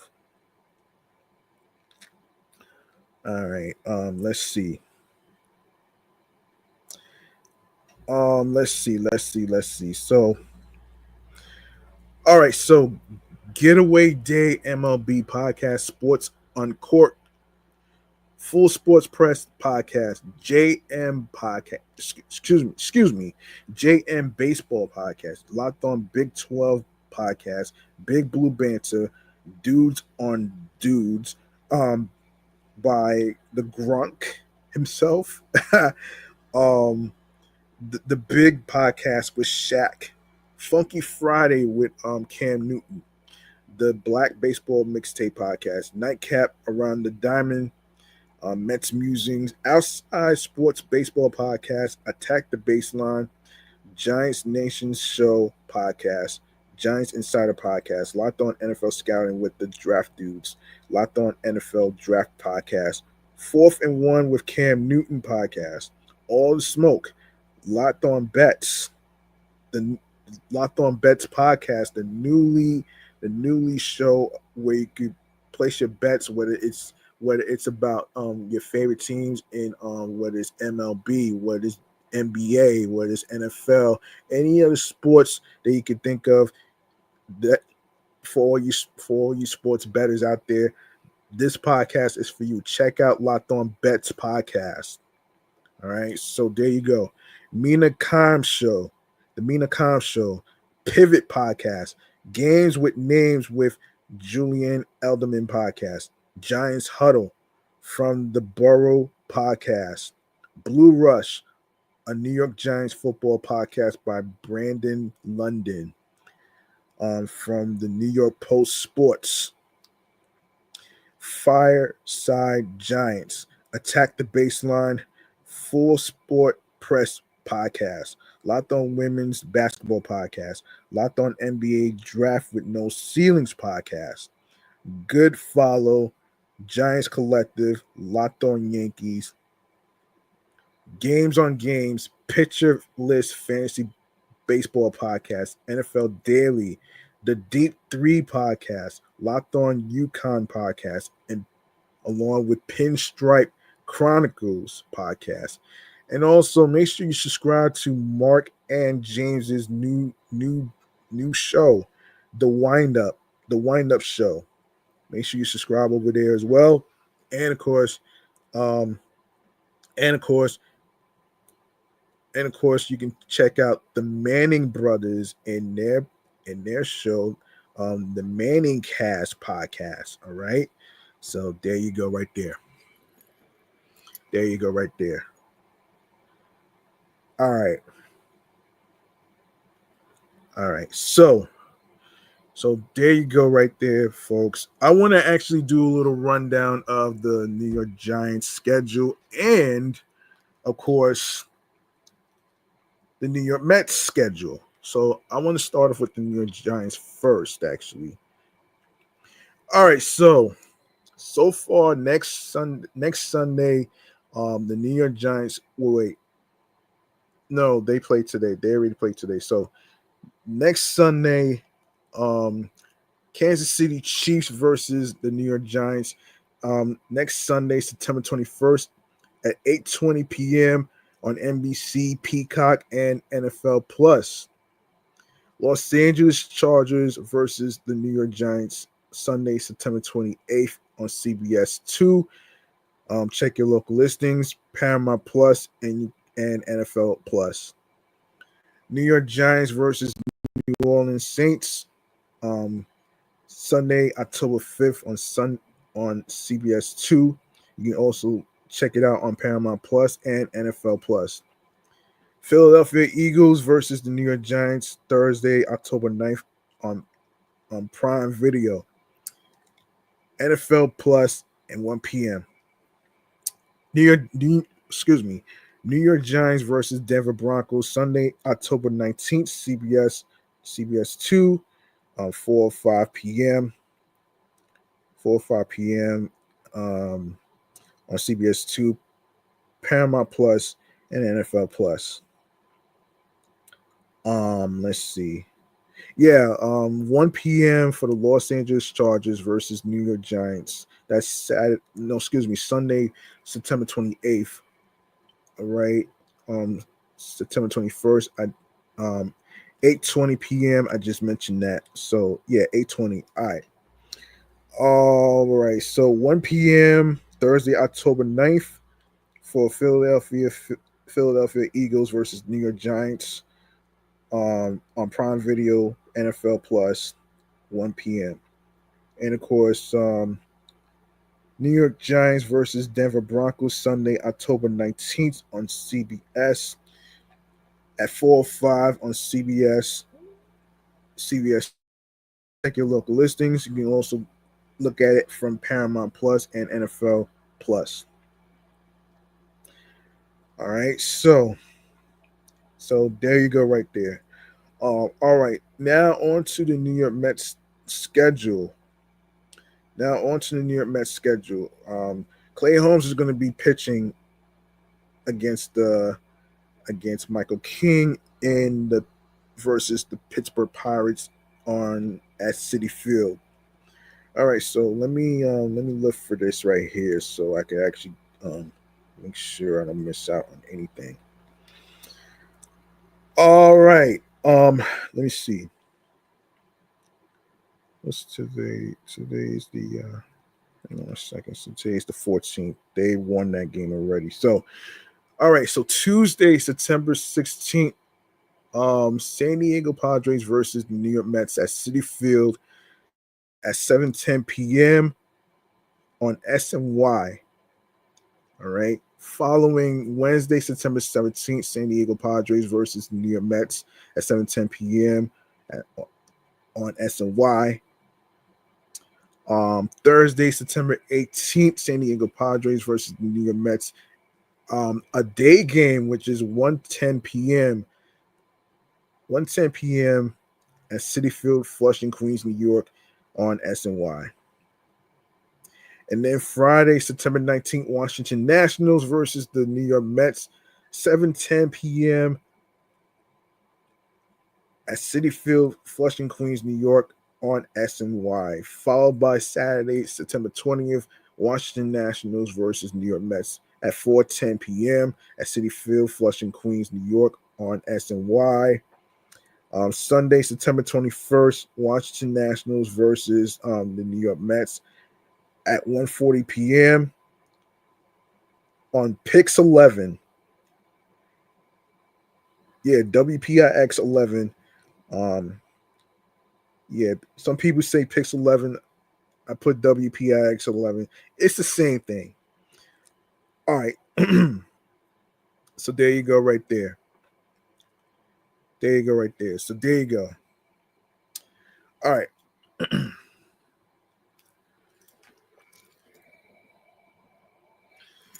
All right.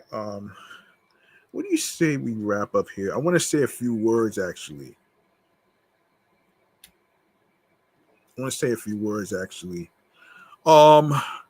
Yes, as you can see in the title episode, it's 3 and 4 years of excellent Fun Vibrant Talks podcast. Basically, it's the 3rd and 4th anniversary of my sports podcast that I just did 3 to 4 years ago. So basically, let me just put myself on screen so I can just express how I feel about all this.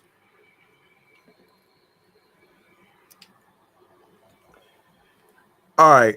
So it's the third year of the anniversary of my sports podcast, my sports edition show, Excellent Fun Vibrant Talks podcast. It really means a lot to every single one of you out there who took the time to actually listen to the episodes and stuff. Of course, spread the word to your friends, man, and of course, share the podcast with everybody, including your friends, including your cousins and whatnot. So yes, like I said, the title of the episode is 3 and 4 Years of Excellent Fun Vibrant Talks podcast. And it's basically me celebrating the years of me podcasting with the sports podcast alongside with my other podcast show that I'm actually celebrating as well, which is my entertainment review show, Meticulous Juice podcast. So I really appreciate every single one of y'all who actually took the time to actually listen to both of my podcasts as well. I'm actually trying my best to actually re-record episode 148. So if I don't get a chance to do it today, that means I'm going to push it to a different day.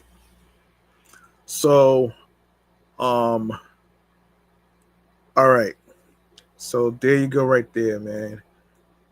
Now let's get to our last. Segment of the. Our last segment is stream choices on the go. Let's do this.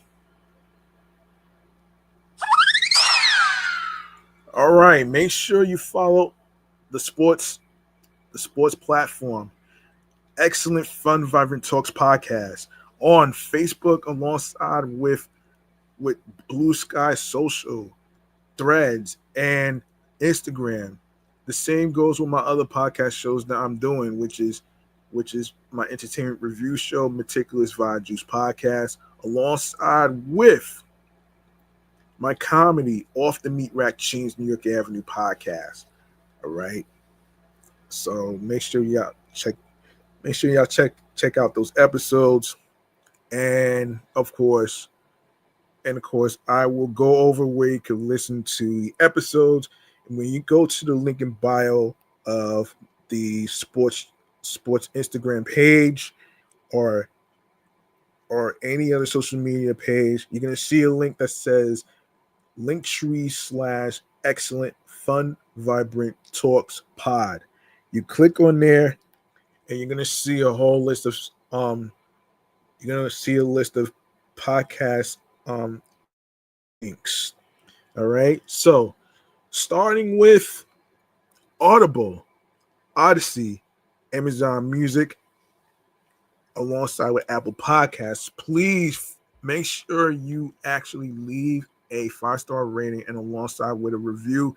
It helps content creators who host the show, like myself, to keep building up on confidence, building up on content creation, sports topics, and helping the show grow. All right. So there you go. 5 stars on Apple Podcasts. You can also listen to the episodes on your iPhones, your Android phones, alongside with iPads, Android tablets, laptops includes Apple, Mac, and Dell laptop models. All right. So there you go. Yes. So the sports edition show, Excellent Fun Vibrant Talks podcast, is also on Castbox FM, Deezer, Listen Notes, Moon FM podcast, Overall FM podcast, Player FM, Pocket Cast, Pandora, Podo Polo, Podorama, Podcast Index, Podcast Addict, Podchaser, Podverse, Podcast Guru, Podcatcher, Podcast Republic, Snipped. Add the sports podcast to your Spotify playlist. All right. Make sure you press the notification bell on Spotify so you know when each episode will be released on Spotify and streaming platforms. Alongside with Spotify for creators. You can also comment on there as well. You can listen on TuneIn Radio, followed by Fountain, Good Pods, iHeartRadio, the #1 app where you can listen to your favorite music artists. such as rappers, singers in R&B and other music genres, alongside with artists, and of course you can listen to radio stations on the FM and AM, and of course you can listen to the sports podcast episodes for free. You don't need a credit card or debit card to download iHeartRadio. All you need to do is follow the Sports Edition show, Excellent Fun Vibrant Talks podcast on iHeartRadio. Make sure you follow on there as well as YouTube. Make sure you subscribe to the sports YouTube channel page so you don't miss out on any episodes that's being put out on the YouTube channel page, that's uploaded to the channel page. Leave a like and a comment along with the sports topics. Tell me how you feel about the sports topics in today's episode and other episodes previously. And of course, like I said before, add the podcast to your Spotify playlist so you don't miss out on any episodes that's being released. And share the podcast with your husbands, your wives, your boyfriends, girlfriends, people you're cool with from work and anywhere else where you meet new people. Also, be sure to also share the Linktree link that says Linktree / Excellent Fun Vibrant Talks Pod to everybody. All right. And of course, enable alerts so you'll know when I'll be on the air live, alongside with more video podcast episode live streams. All right. And of course, you want to make sure you enable alerts for new episodes dropping Wednesdays, Thursdays, and Saturdays. All right. Same goes with YouTube. All right. So there you go right there. All right. I'm out to be out of here right now. I'm your man G Money Stacks, aka the Gregonator, rhymes with now or later. And I like to say thank you to every single one of y'all for helping me keep going throughout the 3 to 4 years of the anniversary of the Sports Edition show, Excellent Fun Vibrant Talks podcast. You could have listened to any other sports podcast in the whole world, but you chose to listen to this sports podcast right here. Remember, the grind doesn't stop. Hard work pays off. If you want something, you have to work hard and earn it. It's not going to be given to you in a fucking silver platter. Find your niche, follow your goals and dreams, and of course, if you plan on starting a podcast for yourself, be yourself behind the microphone as you are recording behind the microphone and talking about topics, and of course, you don't need a lot of money to actually go to a recording studio to record your podcast episodes because they're very expensive. Also, there's no wrong time to starting a podcast. The same way there's no right or wrong to hosting your own podcast show. All right. So everybody is different. So yeah, there you go. And also, if you plan on doing a podcast, be on your P's and Q's on a consistency basis, creatively, mentally, emotionally, physically, and spiritually, that gets you into your zone alongside with tunnel vision. All right. So there you go. And also remember, podcasting is supposed to be fun. It's supposed to be fun, and it's a marathon, not a sprint.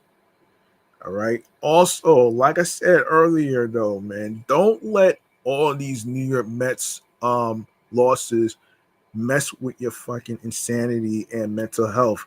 It's very important that you do not let that mess with your head. Do not let all this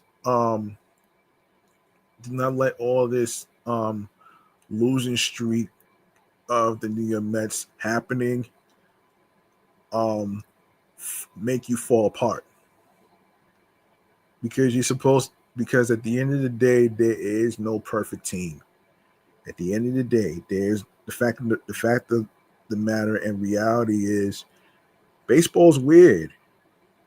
Okay? Baseball's weird. And of course, you also have to understand that, this is why high expectations can really take a toll out of a person.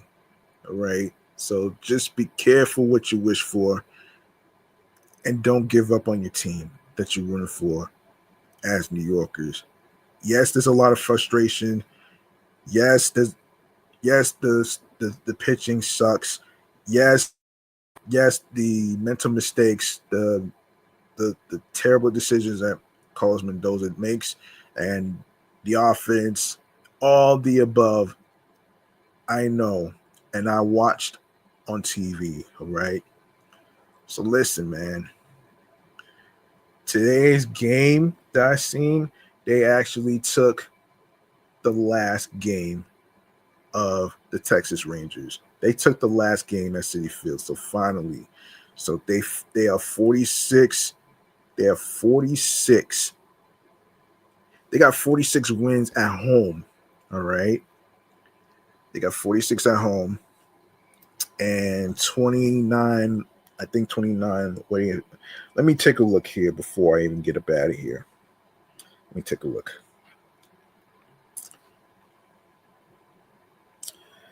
They are, let me see. They are, okay, so they are 46.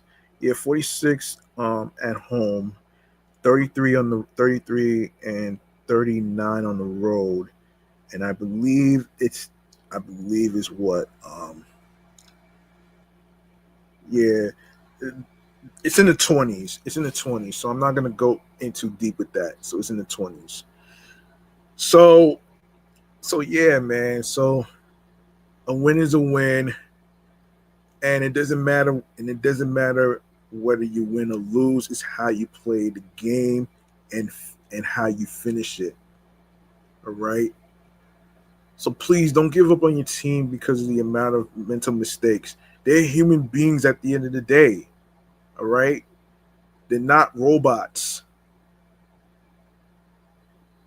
They're human beings just like us.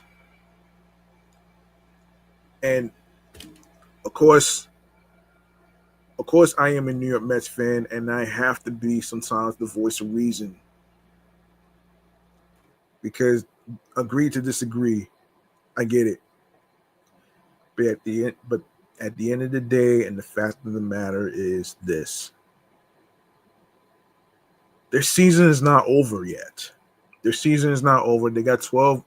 They got 12 games left. They play against the Pittsburgh Pirates, one of the toughest teams to play, along with the Chicago Cubs and the Miami Marlins. And I'm pretty sure Washington Nationals is tough too. So the thing is, man, I want the New York Mets to succeed. I want them to actually do their best and not overthink. Do not overthink. Do not second guess yourself on what type of pitches to hit. And don't worry about the what ifs. The what ifs is not going to help you win games. All right. I haven't given up on the New York Mets, and neither should you. Peace and one love. I'll see y'all next time with more sports topics, more episodes, whatsoever. And I hope y'all had a nice week despite stressful things at work, despite all the stressful stuff that's going on in our subway systems, as far as like the random attacks and all that other stuff. Y'all stay safe. Be sure to stay safe. And I will talk about the LIRR strike and my comedy show episode off the Meat Rack Chains New York Avenue podcast. Stay tuned for that as well. I will fill you in on some transit stuff on my other podcast that I do. So yeah, so there you go right there, man. I'm out of here. Peace and one love. I'll see y'all next time with more new episodes whatsoever. And of course, the Mets are off tomorrow. They get to enjoy their day off. So there you go right there. So there you go. Don't give up on your New York Mets. Let's go, Mets. Good night, everybody.